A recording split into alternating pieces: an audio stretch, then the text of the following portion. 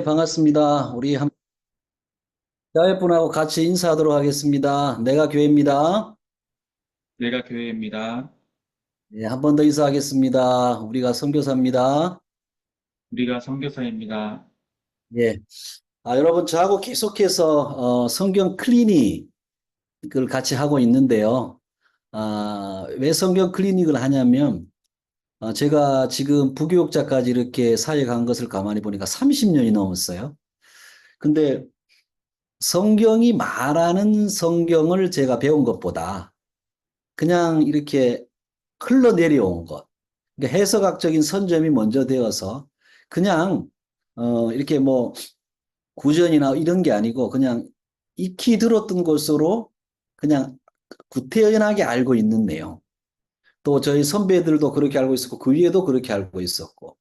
근데 성경 말씀이 그 내용이 아닌데 관점이나 주의나 사상에 의해서 흐려진 부분, 이런 부분을 저는 같이 좀 여러분하고 고치고 싶어서 또 제게 주시는 성령의 감동과 또 제가 또 저희 선배 목사님들이나 언어학자들을 통하여 배운 부분을 같이 이렇게 지금 나누고 있습니다. 저번 시간에는 그 14번째 성경 클리닉 종합을 했고요. 제가 또 에베소서를 통해서 교회가 무엇인가라고 하는 교회 클리닉을 계속 보고 있거든요. 그래서 오늘은 다시 교회 클리닉 6번째 시간으로 2장까지 마치고 이제 3장부터 오늘 한번 또 클리닉을 시작을 해보도록 하겠습니다. 에베소서 교회는 에베소서는 교회가 무엇인가 이것을 말해주고 있죠. 여러분 우리가 흔히 교회라고 하면 건물이 아니고 우리 자신들이 이제 우리 자신들이 교회다, 성도가 교회다 이제 이쯤은 많이들 알고 있더라고요. 근데 교회로 사는 존재가 무엇인가 사실은 성경을 그걸 많이 얘기하면서 이렇게 이런 존재, 이런 성도, 이런 교회가 되었으니까 너희가 이렇게 살아라가 아니고 이것을 누려라. 이렇게 가는 게 기독교의 복음이죠.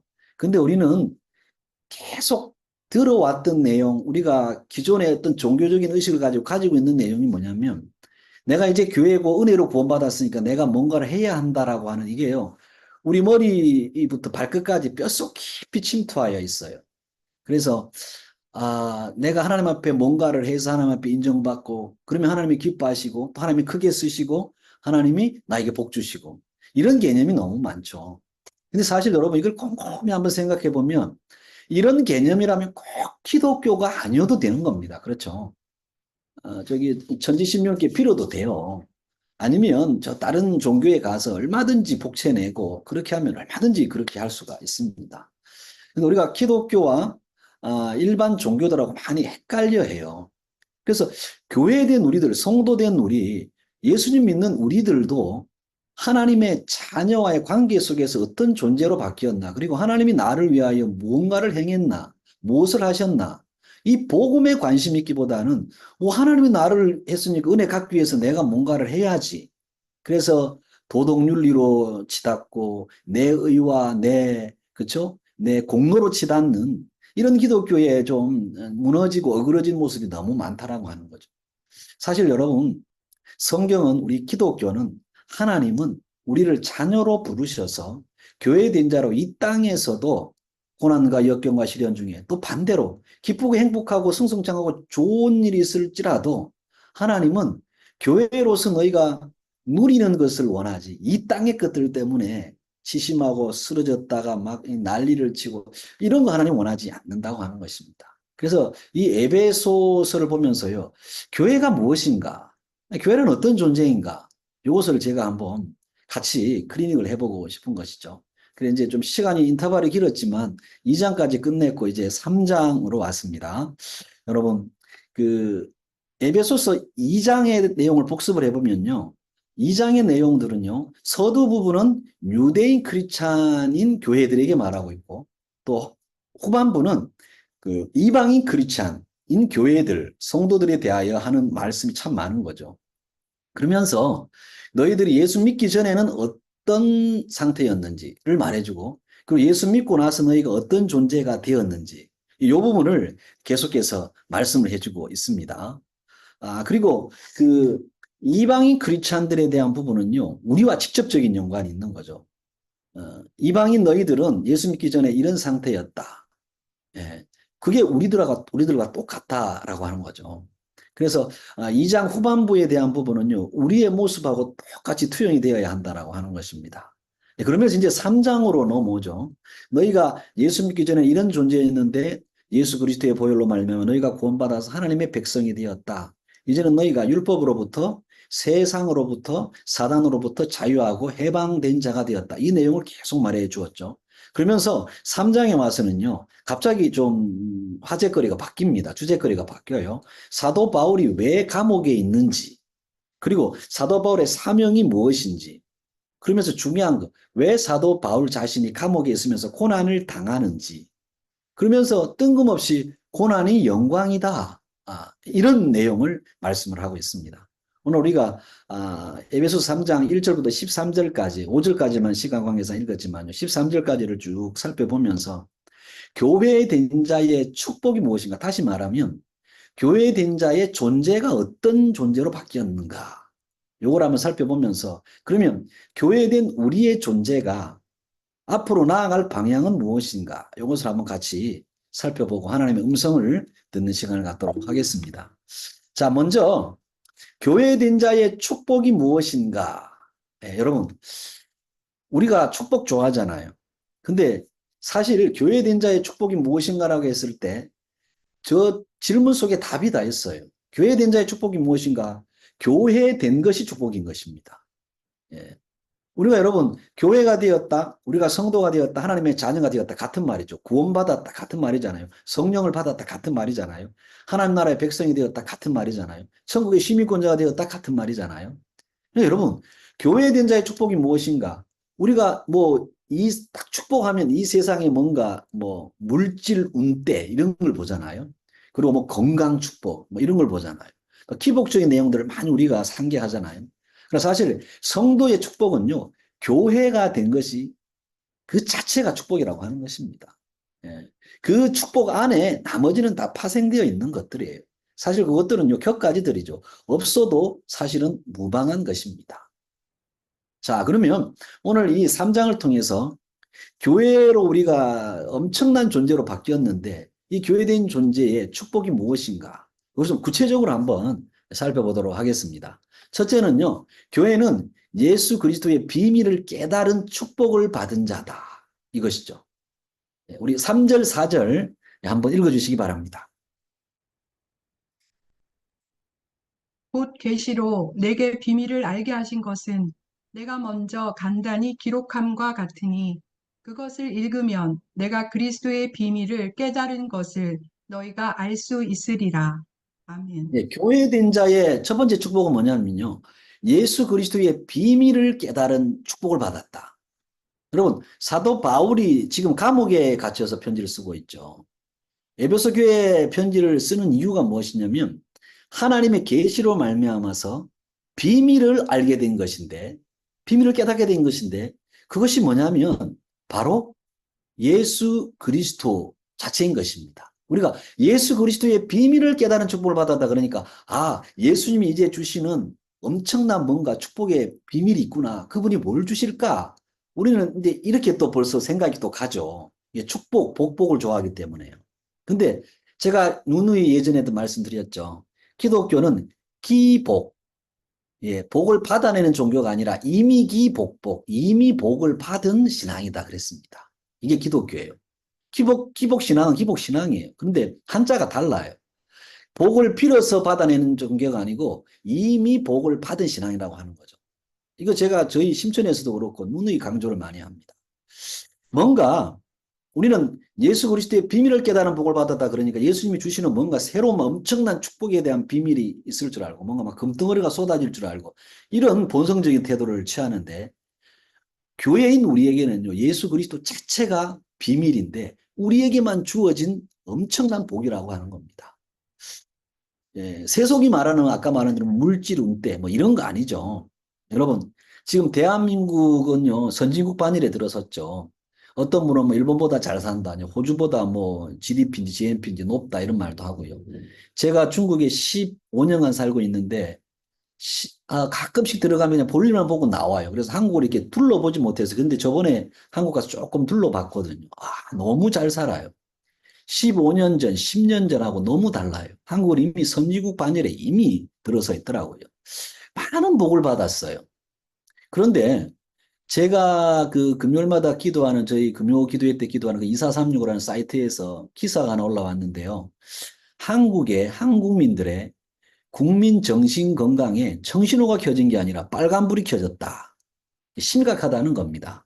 마약이나 동성애나 그리고 이 만몬이즘, 만몬주의, 그리고 우울증, 공황장애, 정신분열 이런 정신적으로요 너무 많은 문제가 심각하답니다. 그래서 정부와 교회가 이제는 연계를 해야 된다. 정말 밀접하게 연계를 해야 된다. 이런 기사를 보았어요. 여러분 선진국 반열에 들어섰고 잘 살고 잘 먹는데 힘들고 어렵다고 하지만 상대적이에요. 예. 대한민국 잘 살더라고요. 제 관점입니다만. 근데 여러분 왜 이렇게 정신건강에 빨간불이 들어와 있을까요? 잘 먹고 잘 사는 선진국으로는 되지 않는다는 거죠. 진짜 여러분, 진짜 축복이, 진짜 복이 무엇이겠습니까? 사도 바울은요, 교회에 된 자가 진짜 그 복을 받았는데 그 복이 뭐냐? 예수 그리스도라고 하는 비밀을 알게 되었다. 이것을 사도 바울은 말하고 있습니다. 하나님의 비밀인 예수를 알고 만나고 나니까 사도 바울의 삶이 완전히 바뀌었어요. 변화되었어요. 그러면 사도 바울이 뭐 산신령이 되었는가? 그건 아니죠. 성격이 완전히 뭐 순한 양이 되었나? 이게 아니죠. 유대교에서 기독교로 완전히 그의 삶이 바뀌어버렸다 그 말입니다. 예. 여러분 사도 바울은요 예수 그리스도를 만나고 나서 그리스도 자체가 엄청난 세상이 알 수 없는 비밀이구나. 율법에 능통했고 가말리엘 문화에 자랐고 로마 시민권자였고 오늘날로 치자면 하버드대 출신인 내가 나도 알지 못했던 비밀이 있었구나. 그게 바로 예수 그리스도였다는 것입니다. 그러니까 세상의 어느 축복보다 비교가 안 되는 엄청난 축복을 받았는데 그게 세상이 알지 못하는 예수 그리스도를 알게 되었다는 거죠. 그분을 깨닫게 되었다는 것입니다. 그리고 나자 그는 완전히 유대교인에서 기독교인으로 바뀌어버렸어요. 제가 오늘 우리 기도 제목을 나눠도 우리 조규보 선교사님 그 데일리 만나 성경을 하잖아요. 오늘 사도행전 23장을 읽으면서요 정말 큰 걸 발견했어요. 그 사도 바울이 아나니아 제사장이 바울의 입을 치라고 말하니까 사도 바울이 그렇게 말하죠. 회칠한 담이요. 쉽게 말하면 제사장을 저주한 거예요. 그러니까 옆에 있던 사람들이 네가 어떻게 제사장에게 그렇게 심한 말을 할 수 있느냐 이렇게 하니까 사도 바울이 그래요. 나 제사장인 줄 몰랐다. 이런 표현을 씁니다. 여러분 사도 바울이 가말리엘 문화 출신이고 바리새인이었어요. 근데 그 해 제사장이 누군지 몰랐다. 이거 좀 이상하지 않습니까? 제가 곰곰이 보니까요. 사도 바울은 뼛속 깊이 유대인 중에서도 바리새인이었는데 그 다메섹 도상에서 예수님을 만나고 나서 뼛속 깊이 기독교인이 되어버린 거예요. 그냥 예수님만 알았던 거예요. 다른 걸 몰랐어요. 그러니까 그 해의 대제사장인 아나니아를 제사장이 된 것도 모를 정도로 그는 예수님에게 푹 빠져 있었던 거죠.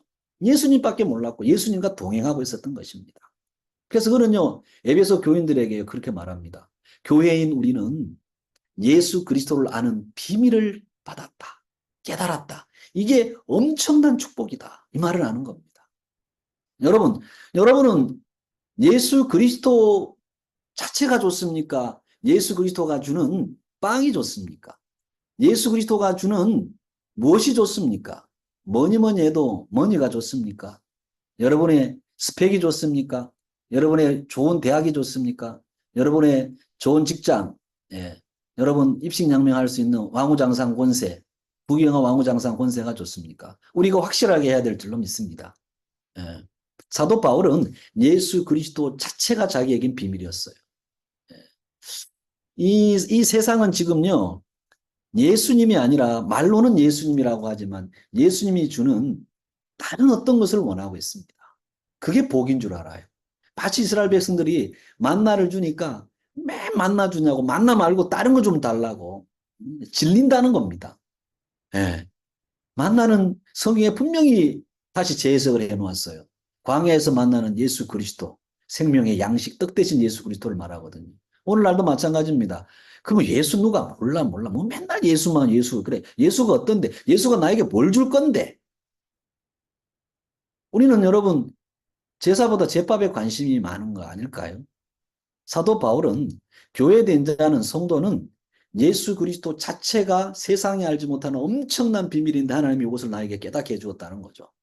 예. 이것을 바울은 자신이 깨닫고 지금 에베소 교회에 이렇게 편지를 쓰고 있습니다. 그래서 에베소 교인들도 이 편지를 읽으면 깨달을 것이다 라고 표현을 쓰고 있죠. 하나님의 비밀은 여러분 예수 그리스도입니다. 예수님이 하나님의 비밀이라는 것을 여러분 천사도 마귀도 그 누구도 알지 못했어요. 이 말은 다시 말하면 뭐냐면 예수 그리스도의 십자가는 비밀이었다는 겁니다. 그냥 메시아로 온 건 알았어요. 그래서 사탄이 그냥 유대인들이 예수 죽이면 끝날 줄 알았어요. 근데 그분이 부활할 것은 아무도 몰랐어요. 이게 비밀이었어요. 그분이 부활하니까 우리의 구원이 완성된 거였거든요. 하나님은 우리에게 하나님의 비밀인 예수 그리스도 그분을 알게 해 주셨어요. 비밀은 여러분 아무나 알지 못하죠. 가르쳐 주어야 합니다. 야, 이거 비밀인데, 야, 진짜 너에게만 말하는데, 이거 진짜 비밀이야. 남에게 말하면 안 돼. 이게 누구 그랬대. 예. 우리 성도들 여기 뭐 없으니까 그렇지만, 저희 성도들이요. 꼭 나에게 와서 그래. 목사님, 이거 목사님만 아세요. 이게 비밀인데요. 근데 알고 보면 맨 마지막에 나에게 말하고 지들이 다 알고 있더라. 세상의 비밀은 비밀이 아니죠. 근데 예수 그리스도는 하나님의 비밀이었어요. 근데 그 비밀인 예수 그리스도를 알게 해주셨어요. 비밀은 아무나 알지 못해요. 가르쳐 주어야 돼요. 세상은 예수가 하나님의 아들이요 우리의 유일한 구원자라는 것을 몰라요. 왜 그래요? 비밀이기 때문에 그래요. 하나님께서 알게 준 자들만이 압니다. 그러므로 하나님의 비밀 예수 그리스도는 하나님이 알게 한 자만 알아요. 하나님의 말씀도 알게 한 자만 깨닫게 됩니다. 그래서 교회의 가장 큰 복은 뭐예요? 예수 그리스도라고 하는 이 비밀을 안 자들이에요. 예수를 아는 자들이에요. 많은 사람들이 예수를 모르고 교회의 예배 콘티를 알고 예배 형식을 알고 종교 의식을 많이 알아요. 우리 교회 전통을 많이 알아요. 기독교의 역사와 전통을 많이 알아요. 그런데 예수님은 잘 몰라요. 이게 큰 병인 것입니다. 예. 여러분, 이 병을 클리닉해야 하는 거죠. 예. 교회는요, 예수 그리스도 자체가 비밀이라는 걸 알아요. 이 비밀을 알게 해주었어요. 예수 그리스도면 전부인 것입니다.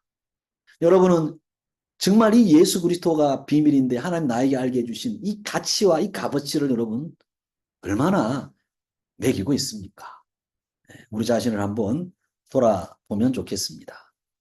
자, 두 번째, 교회는요, 하나님의 상속자요, 약속의 자녀가 된 축복을 받은 자다라고 하는 거죠.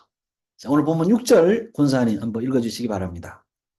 이는 이방인들이 복음으로 말미암아 그리스도 예수 안에서 함께 상속자가 되고 함께 지체가 되고 함께 약속에 참여하는 자가 됨이라. 예, 교회인 성도인 우리는 하나님의 상속자, 약속된 자녀가 되었다. 그러니까 이게 뭐냐면 하나님의 자녀로 택함을 받았고 이것은 변개치 않고 이것이 하나님의 약속으로 되었다. 이 축복을 받은 자들이 바로 교회된 우리들이다라고 하는 거죠. 우리가 너무나 이 내용 여러분 잘 알고 있습니다. 뭐 그렇지 상속자지, 약속의 자녀지. 근데 너무 구태의연해요. 여러분 기독교의 상속의 개념, 너에게 이거 내 재산을 상속해 줄게. 내가 너를 내 약속의 자녀로 내가 받았어. 왜 받았는 줄 아니? 그래서 네가 이렇게 했기 때문에, 네가 이런 봉사를 했기 때문에, 네가 MFTC를 가서 이런 훈련을 받았기 때문에 내가 그래서 너를 이렇게 했어. 상속자로 삼았고 약속의 자녀로 품었어. 이런 내용이 아니라고 하는 겁니다. 여러분, 기독교의 상속, 약속의 자녀가 되는 것은요, 철저하게 하나님의 의, 하나님이 모든 것을 하셨고 예수 그리스도의 십자가와 부활로 말미암아 우리에게 선물로 주어진 거라는 겁니다. 여러분, 저번 주 여러분 신승철 선교사님 설교 여러분 어떻게 들었어요? 롯을 의로운 롯이라고 베드로가 표현했잖아요. 이 부분에 대해서 저는 충격이었어요, 사실은. 예, 여러분, 롯이 의롭지 않았잖아요. 예, 그렇죠. 딸들을 막 내준다고 그러고 또 소돔 고모라가 불타고 나서 유황불인이 불타고 나서 막 아빠와 딸이 막 이상한 그런 관계가 되고요. 얼마나 지저분하고 얼마나 의롭지 못해. 그런데 롯이 의인이라고 베드로가 칭해 주었어요.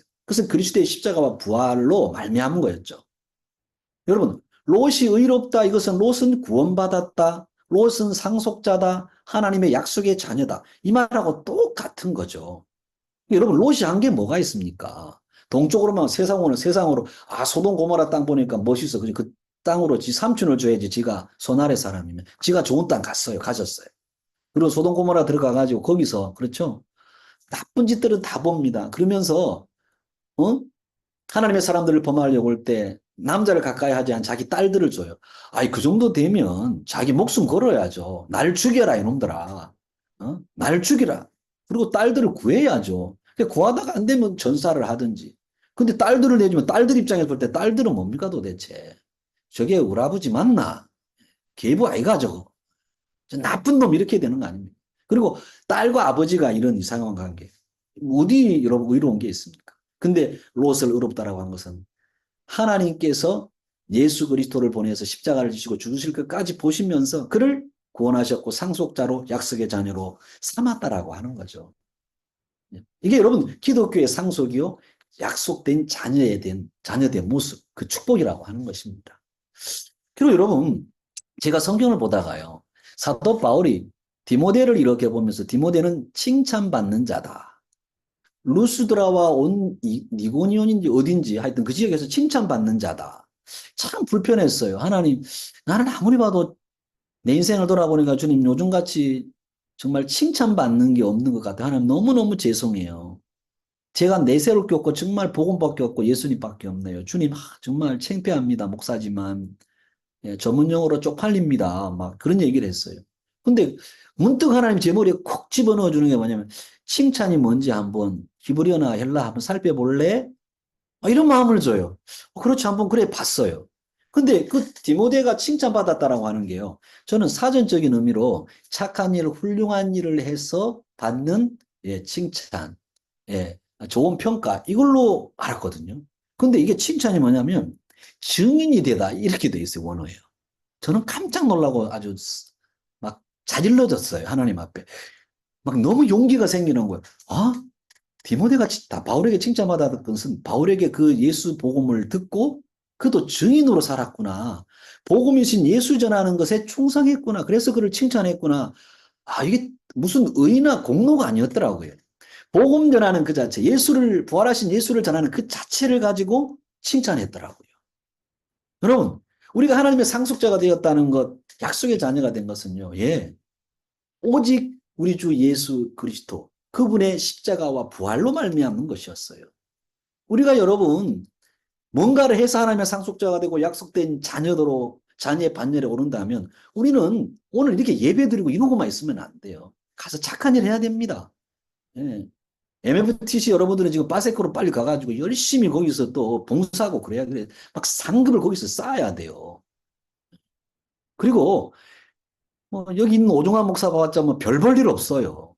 차라리 다른데 정말 멋진 신부님, 그분들은 장가도 안 가요. 얼마나 고상하고 좋습니까? 벌써 신부복 딱 입으면요. 이 오종환 목사하고는 벌써 다르잖아요. 그리고 또 다른 종교에 그 날씨도 더운데 머리 깎고 승복 입고 스님들 얼마나 멋있습니까? 얼마나 고매해요. 저는 그분들한테 배우면 아무것도 아니더라고요. 여러분 우리가 그렇게 해서 상속자가 되고 천국에 간다면 그분들 찾는 게 낫지. 이 힘든데 여기 앉아가지고 무슨 줌으로 설교 듣는다고. 그리고 여러분 목사나 평신도나 다 똑같아요. 이거 깨져야 돼요. 깨져야 돼요. 여러분 우리가 하나님의 상속자 된 것은요. 약속의 자녀가 된 것은요. 복음이신 그리스도 때문이었어요. 이게 교회에 된 자의 축복이란 말입니다. 여러분이 아무것도 하지 않아도 하나님 여러분 자체로 기뻐하셔요. 그러니까 여러분 우리 WCW 선교단체는요. 복음을 바르게 가르쳐주는 인큐베이트다. 어제 신성교 사님과 대화를 나누면서 그 얘기를 했어요. 많은 사람들이 복음이 아닌 것에 물들어 있고 복음이 아닌 것에 상처를 받고 있고 복음이 아닌 것에 무너져 있고 환경, 상황, 사람.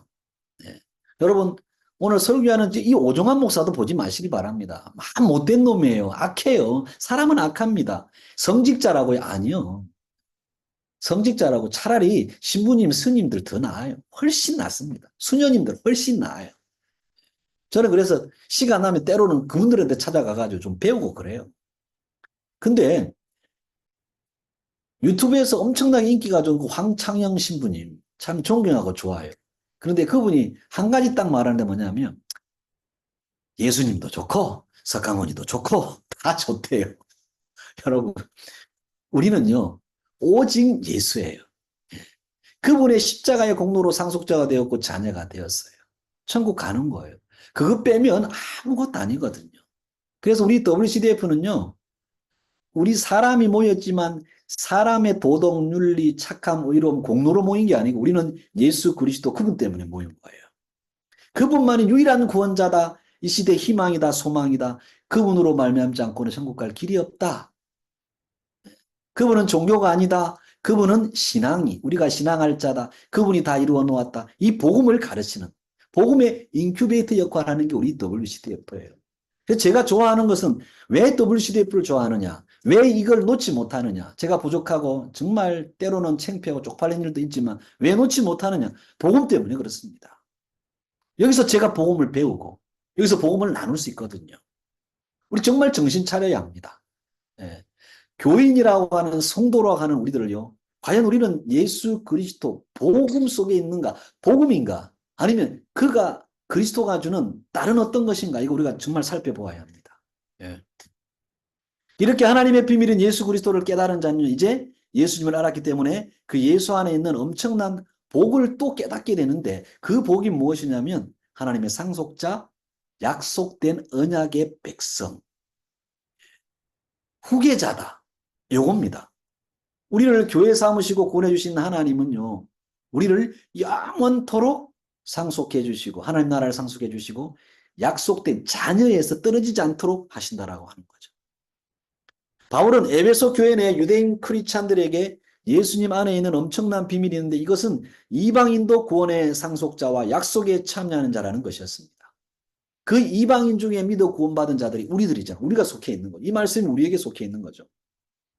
유대인들에게 절대로 깨어지지 않은 불문율 하나가 이방인은 예수 믿어 구원 못 받는다 이거였습니다. 그러니까 오죽했으면 베드로도 환상을 보고 나서 그거 막 깨지고 그러죠. 그 이방인들 속에 여러분 우리가 있습니다. 근데 그 복이 뭐예요? 교회된 자인데 하나님의 상속자고 언약 백성, 약속의 자녀라고 하는 거예요. 이것 또한 비밀이기 때문에 세상은 알지 못해요. 그러니까 세상은 세속의 부를 가진 상속을 부러워하지만 우리는 하나님의 상속자임을 잊지 말아야 할 것입니다. 교회는 세상을 그래서 부러워하는 자가 아닙니다. 세상이 부러워하는 자들이 교회들이에요, 사실은요. 교회는 오히려 세상을 불쌍히 여기는 자들이에요. 그런데 교회된 자들이 세상을 부러워하는 사람이 너무 많아요. 세상 사람들의 스펙, 세상 사람들의 성공, 세상 사람들의 명예, 세상 사람들의 부귀영화, 왕후장상, 권세. 이걸 부러워하는 사람들이 많아요.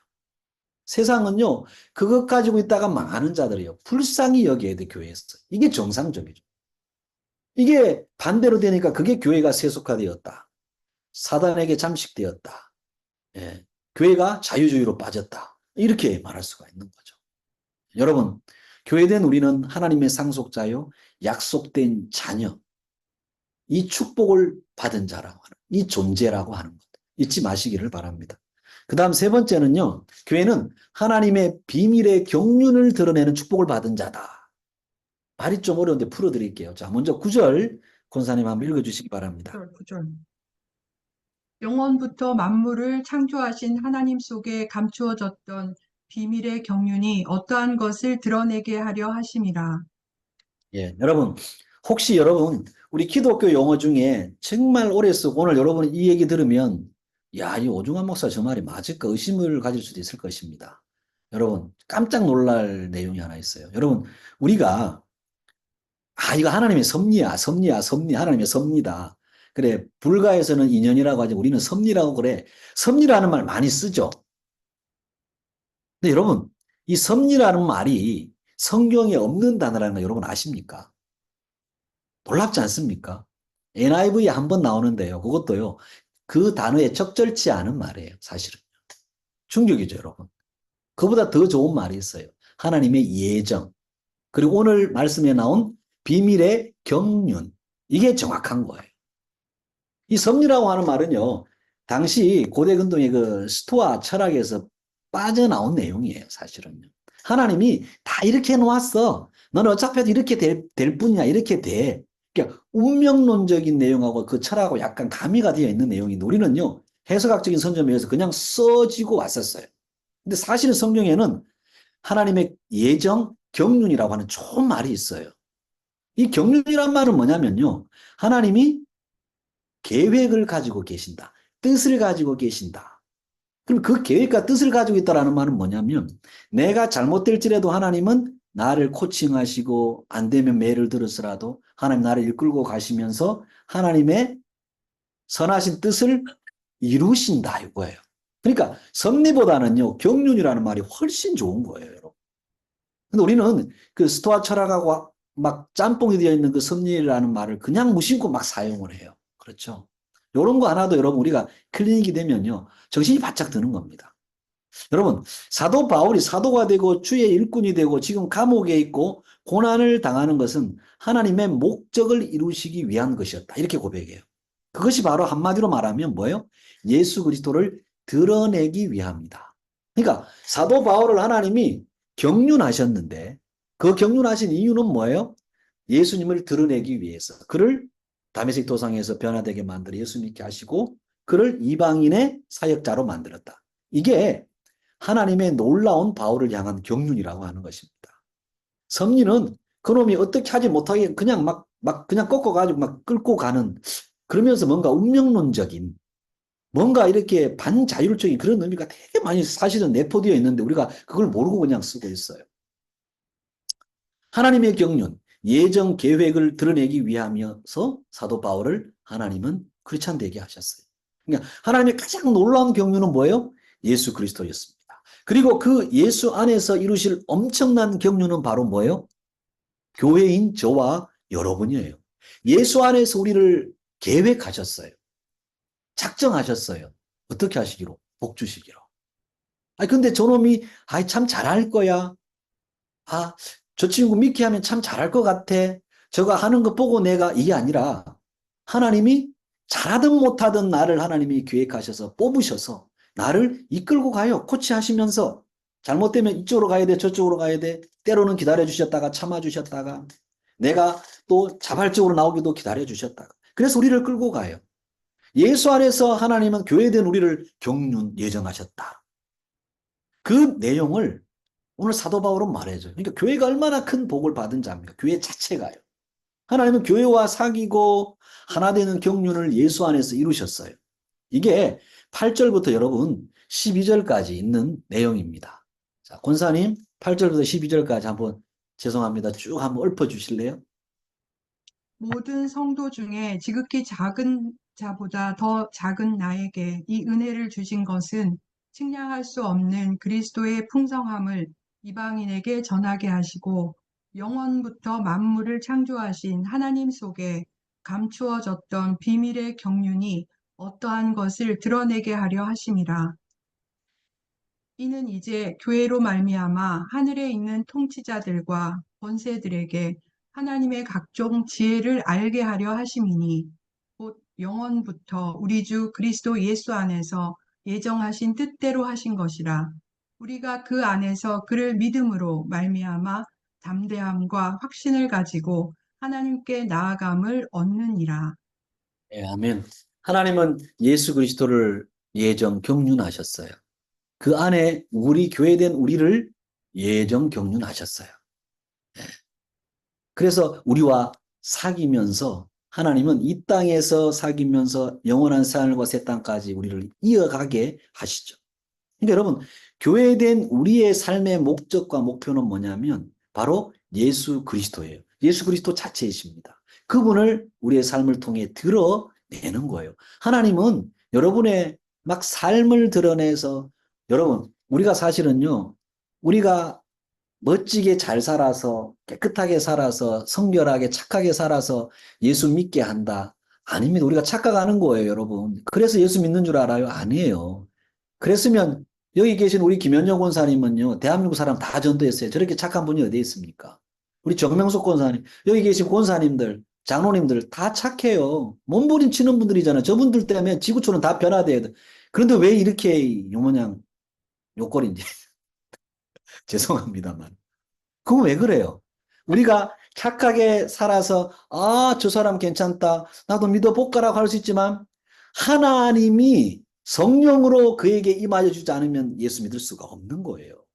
그렇죠, 여러분? 그거 알아야 돼요. 그러니까 세상은 여러분 계속 자기의 업적, 공로, 자기 이름을 드러내려고 그래요. 근데 교회된 우리는 뭐예요? 오직 예수 그리스도를 드러내는 자예요. 그분과 함께 살아가는 자. 이게 이제는 우리 인생의 목적과 목표로 바뀌어버린 자예요. 여러분, 우리가 예수 믿어서 정말 멋있게 잘 살아서만 여러분 전도되고 하나님이 기뻐하는 줄 아십니까? 아니에요. 내 인생은 왜 이럴까? 막 죄 속에 사는 사람도 있고 무너지고 실패한 사람도 있을 수 있어요. 그러나 그 속에서도 그렇기 때문에 그가 주님을 의지하거든요. 그때 주님은 영광 받으셔요. 그게 전도하는 것과 똑같은 수준의 모습인 거예요. 여러분, 한 사람이 하나님 앞에 고난과 역경과 시련 가운데서도 주를 부인하지 않고 주님, 그래도 나의 주님입니다. 예수님이면 충분합니다. 이 고백을 할 때 하나님 여러분의 가치를 엄청난 가치로 보신다는 거예요. 그러니까 하나님의 엄청난 비밀인 경륜을 드러내는 복을 받게 하시는 하나님. 아니, 복을 주신 하나님. 예수 그리스도를 드러내는 인생으로 바뀐 교회가 되었다는 여러분 잊지 마시기를 바랍니다. 우리가 볼 때는요, 잘 먹고 잘 사고 예수 믿고 복 받아서 막 잘 사는 것 같은 사람들이 영광 돌릴 것 같죠. 아니요. 그것 때문에 오히려 교만의 길을 걷는 사람이 더 많다는 것입니다. 사람이 볼 때 무너졌고 저 사람은 끝났네, 저 사람은 안 되겠네 하는 사람이 오히려 겸손하여서 천국에 가까이 있다는 사실. 천국 가면 그 사람이 우리보다 더 많은 영광 속에 있을지 우리는 알 수 없는 거죠.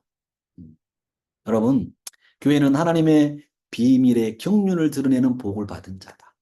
하나님의 계획과 하나님의 뜻을 드러내는 자로 우리가 본받아 있다라고 하는 이 사실. 그 뜻은 무엇입니까? 다른 거 아니에요. 나를 통하여 예수 그리스도를 드러내는 것입니다. 이것은 여러분 그냥 내 모습이 어떻든 수가성 여인 보십시오. 예. 떳떳하지 못했던 그 여인이 야 내가 예수 만났다고 그냥 드러내버리잖아요. 누가 뭐라든 간에 상관없는 겁니다. 자, 마지막 네 번째 교회된 자의 축복은요. 교회는 고난을 영광으로 아는 축복을 받은 자다. 13절 권사님 한번 읽어주시기 바랍니다. 그러므로 너희에게 구하노니 너희를 위한 나의 여러 환난에 대하여 낙심하지 말라. 이는 너희의 영광이니라. 사도 바울이 지금 감옥에 있어요. 감옥에 가니까 오늘날로 치자면 담임 목사님, 우리 담임 선교사님이 감옥에 가 있어요. 그러면 교인들 중에서 야 바울 목사님, 바울 선교사님 뭔가 있나 보네. 이런 사람들도 있을 수 있는 거예요. 그리고 어떤 분들은 신앙이 좋다는 분은 하나님 살아계신데 우리가 이렇게 어려운데 왜 사도 바울 선생님을 감옥에 가둬두실까? 예전에는 감옥에서 빼내 주셨는데 왜 그럴까? 낙심한 사람도 있다는 것입니다. 그런 교회를 향하여서 사도 바울이 야 낙심하지 마라. 너희의 영광이다. 이것은 뭐예요? 교회는 고난을 통하여서 하나님의 영광을 보는 자. 예. 이게 전혀 종교에 없는 내용이죠. 기독교만 있는 내용이죠, 여러분. 예. 일반 종교들은 고난을 통해서 자기가 구원받는 조건으로 해요. 근데 기독교는 뭐예요? 이 고난을 통해서 야 하나님이 복음이구나. 그리스도가 복음이구나. 주님 감사합니다. 이걸 깨닫는 신앙이에요. 예. 기독교의 고난에 대한 해석은요. 교회가 복음 때문에 당하는 고난이 그리고 진짜 고난이라는 거예요. 그럼 우리가 막 고난 받는데요.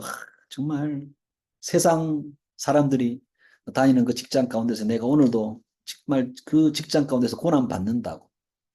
막 위에 상사가 이중장부 쓰라고 그러는데 막 안 쓰고 막 개기고 그러다가 막 고난 받는다고. 이런 거는 좋아요. 그런데 상사가 이중장부 쓰라는데 그걸 막 밤새 매가면서 이중장부를 만들고 너무 힘들었다고 주님 위로해 달라고. 여러분 그거는 순교할 각오로 버팅기든지 직장을 다른 데로 옮기든지 그래야 될 문제잖아요. 그렇죠? 그러니까 이 고난이 나의 죄 때문이 아니라 복음을 당할 때 당하는 고난이 그게 진짜 고난이라고 하는 겁니다. 근데 우리는 이 고난을 잘 몰라요. 기독교인의 고난을. 그냥 무조건 힘들고 어려우면 그게 주님 때문에 당하는 고난이다. 이렇게 해석을 해요. 근데 사실 여러분, 진짜 고난은 내가 복음 때문에 당하는 거죠. 여러분이 지금 직장을 다니는데 내가 예수 그리스도 때문에 손해를 감수하는가?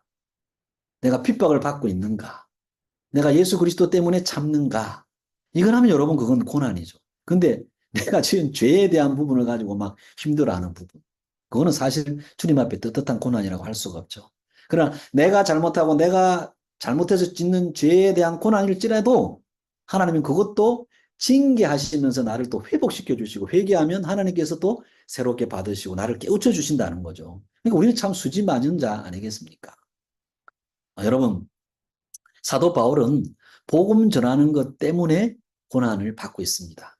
그래서 그 고난을 기뻐하라라고 말하죠. 근데 여러분, 우리는 사도 바울이 그 예수라고 하는 복음이 아닌 배설물로 여긴 것, 그것 구하면서 고난 받는다라고 하고 있지는 않는지 우리 자신을 좀 살펴보아야 될 줄로 믿습니다. 기독교의 고난은 먹고 마시고, 그렇죠. 여러분, 무엇을 먹을까, 무엇을 입을까, 세상 사람들이 구하는 그것 때문에 고난이라면, 그거는 세상 사람들이 더 많이 받아요. 그렇죠. 얼마나 많이 받습니까? 제가 누누이 또 말하지만요. 기독교인의 고난은 복음 때문에 당하는 고난입니다. 여러분, 요거 외에 고난은 사실은 없는 거예요. 예. 고통입니다. 고통, 그거는요. 정확하게 말하면. 여러분, 더 이상 고통받는 인생이 아니라 복음 때문에 고난받는 인생이 되시기를 축복합니다. 예, 저도 참 하나님 앞에 부끄러운 부분이 많아요. 나의 죄 때문에, 내 잘못 때문에 하나님 앞에 고통받는 부분이 많구나. 주님, 이제는 나이 50도 넘었는데 주의 복음 때문에 당하는 고난이 있기를 원합니다. 그래서 하나님, 그것으로 기뻐하면서 정말 주님 영광 받으소서. 이런 자로 다시 태어나고 싶습니다. 이런 기도를 저도 개인적으로 합니다. 여러분, 이제 말씀의 결론을 맺겠습니다. 오늘 그 교회에 된 자의 축복을요, 네 가지를 살펴보았습니다. 사도 바울은 지금 자신이 감옥에 있으면서, 그리고 자신의 사명이 무엇인지, 그리고 감옥에 있으면서 고난을 당하는데 그 고난이 어떤 의미인지를요, 에베소 교인들에게 말씀해 주고 있어요. 오늘 우리가 3장 서두부분 13절까지를 보면서요, 교회에 된 자의 그 네 가지 축복을 우리가 살펴보았어요. 첫째가 뭐냐면, 다시 정리를 하면, 교회는 예수 그리스도의 비밀을 깨달은 축복을 받은 자다. 둘째는 하나님의 상속자고 약속된 자녀가 된 축복을 받은 자다. 셋째는 교회는 하나님의 비밀의 경륜을 드러내는 축복을 받은 자다. 마지막 네 번째, 교회는 고난을 영광으로 하는 축복을 받은 자다. 여러분, 오늘 교회에 된 자의 존재론적인 축복이 무엇인지, 막 물질은, 물건, 막 뭐 인권 이런 게 아니라 이런 존재론적인 축복이 우리에게 주어졌다는 것입니다. 저 존재가 우리에게 바르게 각인이 되면, 저 복이 각인되면 우리가 이 땅에 살아가는 대안, 처세, 선택, 분별, 판단 다 서게 되어 있는 거죠. 그러니까 예수 그리스도가 우리에게 복음이 되지 못하니까 헷갈려하고 힘들어하고 무너지고 쓰러지는 거예요. 예. 그리스도인 된 우리는, 교회된 우리는요, 그리스도 안에서 엄청난 축복을 저렇게 받은 자들입니다. 저 네 가지 복을 여러분 생각하시면서요, 한 주간도 또 할 수 있다면 평생을 저 말씀이 여러분의 삶을 드라이브하고, 그리고 이 땅에서 복음을 누리고 하나님 나라를 맛보는 저와 여러분으로 사시기를 예수님의 이름으로 축복합니다. 자, 오늘 이 주신 말씀 생각하시면서요, 결론 부분 네 가지 저 교회된 자의 축복을 생각하면서요, 하나님, 내가 저런 존재군요. 하나님 감사합니다. 함께 우리 통성으로 같이 기도하며 나가도록 하겠습니다. 말씀에 입각해서 함께 기도하겠습니다. 기도합니다.